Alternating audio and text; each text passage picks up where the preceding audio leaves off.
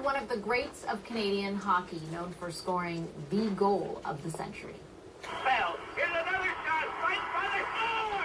Henderson has scored for Canada! September 1972, the Summit Series against the former Soviet Union. With less than a minute left, Paul Henderson scores the game-winning, series-winning goal. An emotional finish burned into the nation's memory. Now there is a new push to get Henderson inducted into the Canadian Hockey Hall of Fame. Paul Henderson was a most incredible player. Memorial Cup winner, he led the OHL in goals, he played in 2 Stanley Cup finals, 2 All-Star games, he was the last player in the original 6 era to record a 4-goal game, and he played over 1,000 pro games, scoring over 700 points. Mr. Speaker, Henderson should be in the Hockey Hall of Fame. Yes, yes. Speaking for all goalies, Mr. Speaker, I urge the Hockey Hall of Fame to complete this wonderful story by giving us relief by getting him out of our crease and into the hall where he belongs. Don Cherry says he should be inducted. That's good enough for me. Do the right thing. Let's get Paul Henderson in the Hockey Hall today. Paul Henderson. For Paul Henderson. This week, MPs passed a bipartisan motion to pressure the Hockey Hall of Fame committee to induct Henderson. Henderson stood in the House of Commons to welcome the motion on Monday, which also happened to be his 76th birthday.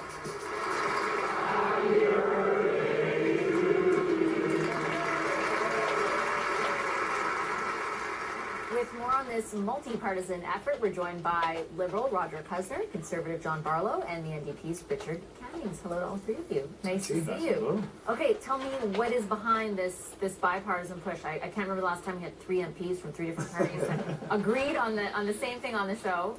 Richard Cuzner? Yeah, well, obviously it's an issue that's far greater than politics. This is about our country and a very special time in our country where we all stood together and celebrated our Team Canada's success and Paul Henderson's goals. Not just in the final game, but really the last 3 games of that series. But I had the great pleasure to be with Paul for a fair amount of the day the other day, and on Monday. And he's one of the kindest, most gracious guys you'll ever want to meet. And know that this isn't coming from him. This is a groundswell.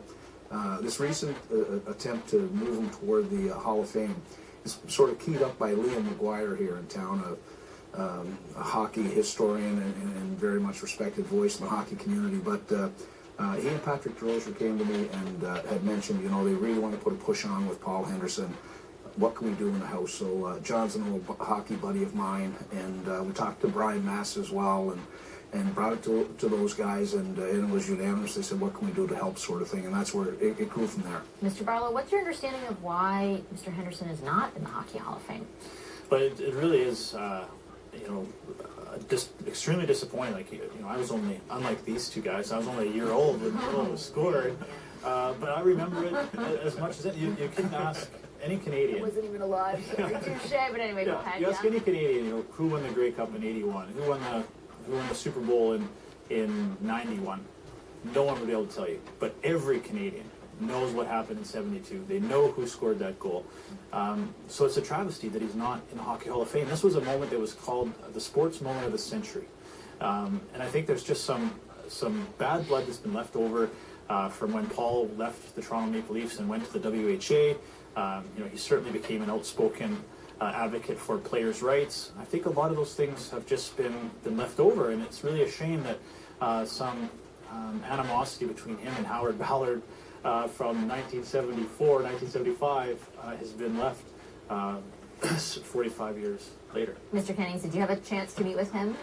No, I didn't. Or what is behind your unlike these, certainly John, I was actually there alive and sentient. I was in university, and this was we all watched it in the common room at Totem Park at UBC.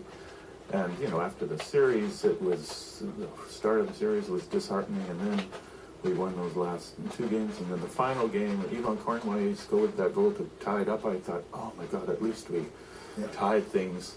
And then Paul Henderson scores, and it was, like you said, it was a moment for the country. It brought us all together, and I think Paul should be in the Hall of Fame, even if he hadn't scored that goal or any goals in that series, I think he should be in the Hall of Fame. But in that series, he brought Canada together like no one else had before or probably has since. And I think, you know, that's why I think I was proud to be part of that move on Monday in the House to be part of that. I have a crazy question, Mr. Cuzner, but why do you think the Hockey Hall of Fame will listen to politicians?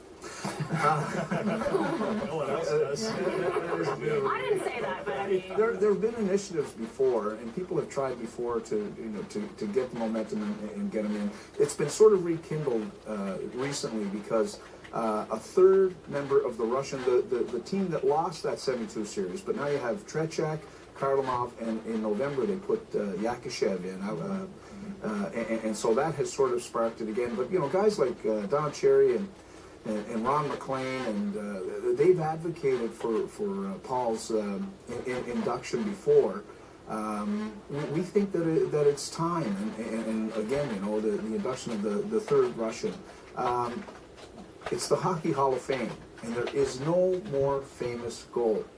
There's no goal that has acquired that amount of fame, more so than Paul Henderson's. I mean, he's been on stamps, he's been on coins, he's a member of the Order of Canada, he's a member of the Order of Ontario, you know, International Ice Hockey Federation, Hall of Fame, all those tributes.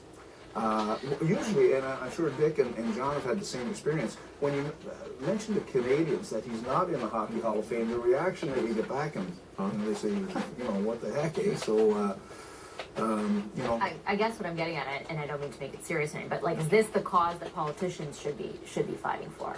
Yeah, I would agree with. This is not something you would normally see come out of the House of Commons, and I don't think it's as us as parliamentarians to tell the Hockey Hall of Fame what they should be doing. But I think our goal from this is quite genuine. Is we want to raise awareness about this. Mr. Henderson turned 76 on Monday. We would love to see him be able to enjoy this while he is alive.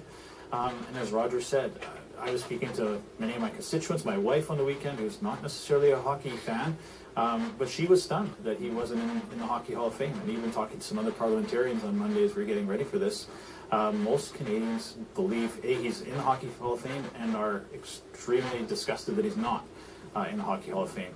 So I don't think this is something that we are going to start, you know, imposing our will on sports Hall of Fames across the country. But I think this is just a great opportunity to raise awareness about something that a lot of Canadians believe is important, has already happened. And Mr. Cannings, what happens next? How does this work from here?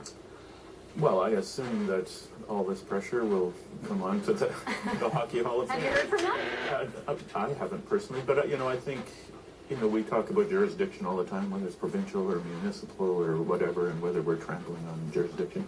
This isn't about jurisdiction. This is just about the House of Commons, which has, you know, some, you know, backing behind it. When people hear that the House of Commons has put forward a unanimous motion, people sit up and listen. And if that's one more thing we can do to bring this to the Hockey Hall of Fame's attention. Just Final word, Mr. Cannings. Well, just two more points. I want to thank Larry Dow. He was my grade 10 teacher that wheeled the television, and so we skipped class that afternoon. He wheeled it. He used to have the big televisions, and we opened up the steel doors. What grade again, you said? It was first year, grade 10. 18, First year.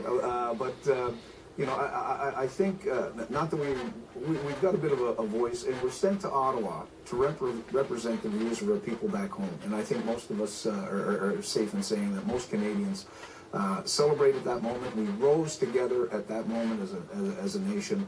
Hopefully we can come together now and hopefully move Paul Henderson toward being considered for the Hockey Hall of Fame. Well, thank you, all three of you, for coming here to share your thoughts on this motion. Really appreciate it. Thanks to Rodger Cuzner, John Barlow, and Richard Cannings. Thanks, Vashy. Thanks, Vashy. And an update after that interview, we got a statement from the Hockey Hall of Fame. They said the general public can submit a recommendation before March 15th. As for Mr. Henderson specifically, they say, quote, "We are not at liberty to discuss or comment on the particulars of any candidate."